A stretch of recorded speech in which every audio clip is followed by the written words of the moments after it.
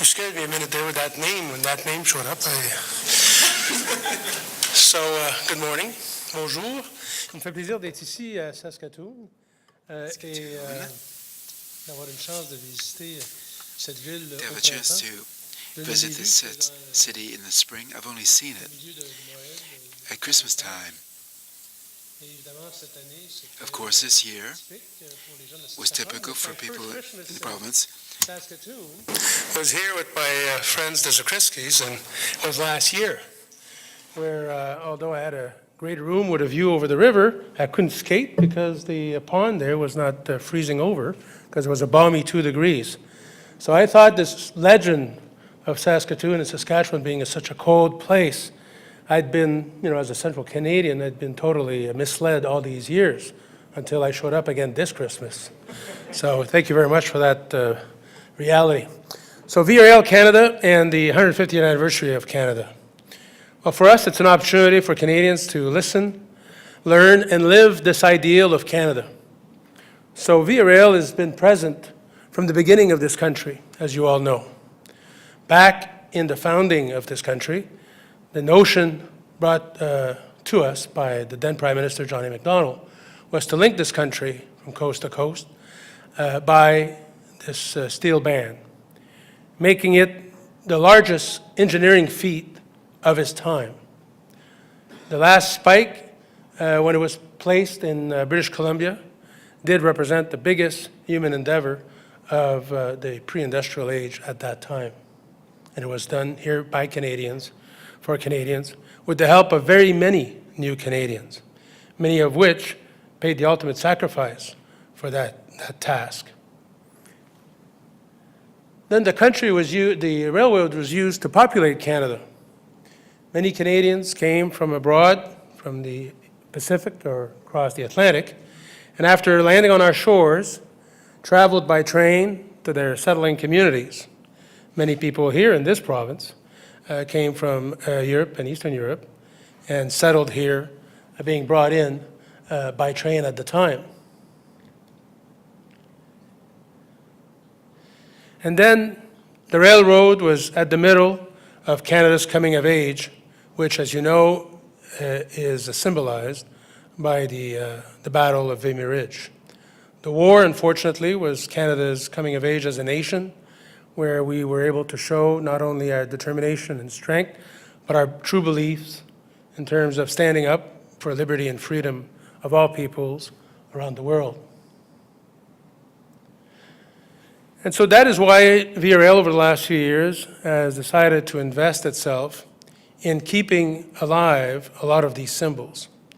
Last year, we struck a partnership with the Institute for Canadian Citizenship by which every new Canadian, so every year Canada welcomes 250,000 immigrants, about 150,000 of them become new Canadians, and in that first year, they are offered a trip anywhere in Canada on VRL for themselves and their family, and as a way to say, get to know your country. Go visit the nation's capital, or just take, as I will do tomorrow, the train from Saskatoon to Winnipeg, and realize that it can be cold for a very long time in this country as you go through those landscapes.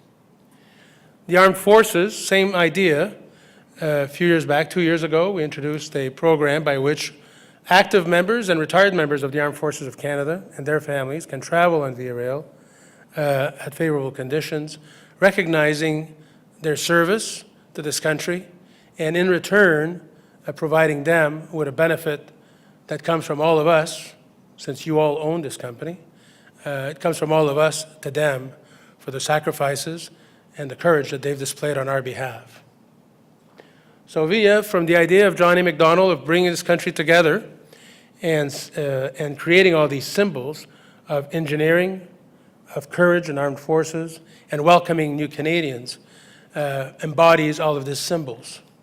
And yesterday, we unveiled that symbol on the new $10 bill.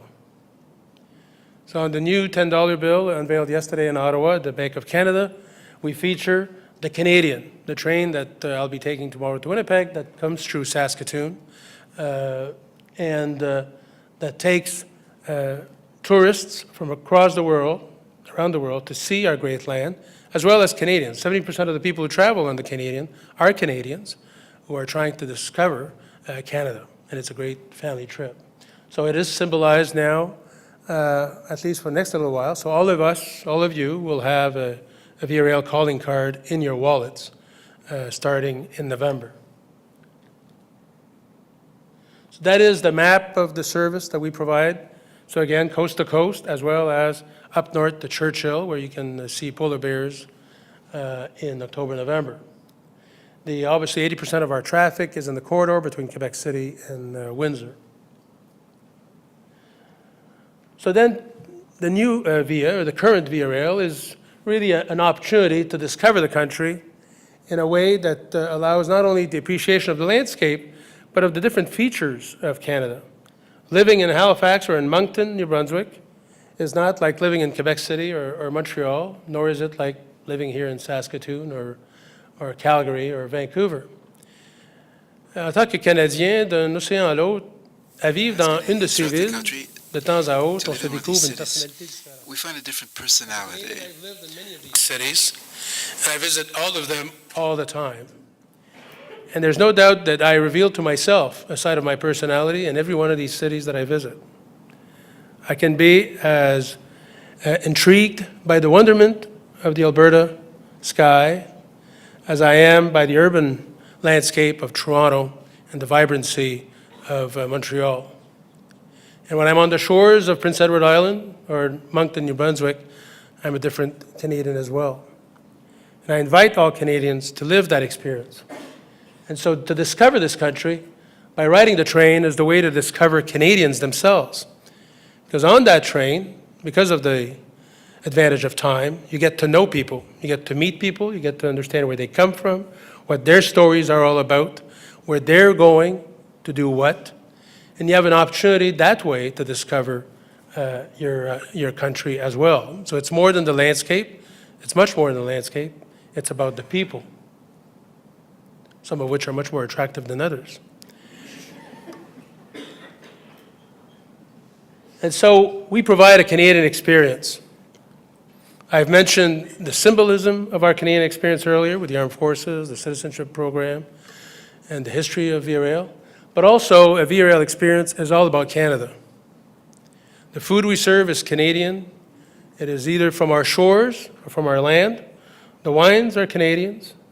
The entertainment is provided by Canadian artists who travel to their destination for their performances and are provided room and board on the train on the Canadian, provided that they entertain the passengers.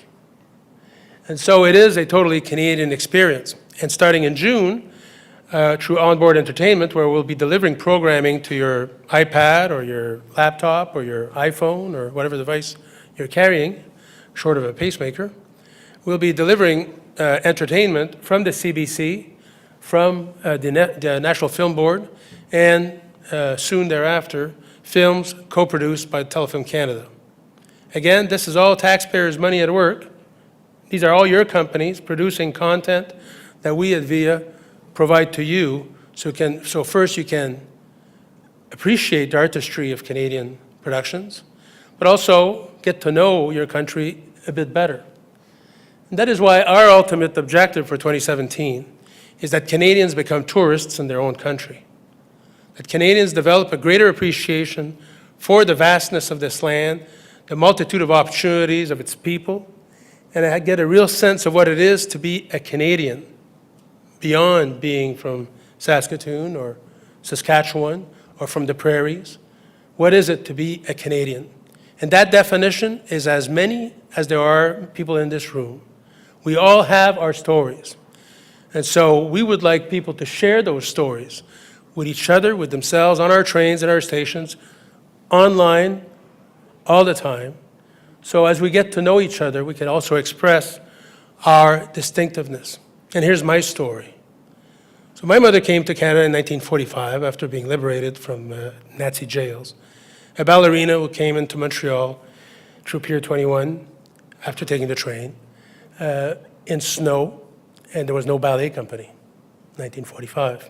My father came from Naples, the countryside of Naples in 1951, a farm boy who thought he could do better than staying in Italy, which I questioned that judgment at this time because it's pretty nice in Italy at this time of year. But they came to Canada and was a tobacco farmer in Joliette, Quebec. They both met in Montreal, and they both shared a dream. My mother, obviously coming from war-torn Belgium, was looking for freedom from occupation. And was looking for freedom of movement and freedom of speech and just being free. My father was looking for financial, economic progress and opportunity. And I am the result of that dream. I have lived a free life. I have prospered. I've had my own family. And it's all thanks of this dream of an 18-year-old and a 19-year-old back in their countries of Europe who had Canada as their definition of the dream of a better world. And to this day, 56 years later, that dream still exists in most countries of the world. Most people of the world see Canada as a synonym for all those great attributes: freedom, prosperity, health, good tidings, good fortune. So those stories and that reality is embodied in all of your stories. And so we invite you to tell your story between now and 2017, in 2017, and beyond. So let me finish by quoting Leon Tolstoy. If I can paraphrase him, everything I know about Canada, I only know because I love this country. And I know you do too. Merci, bonne journée.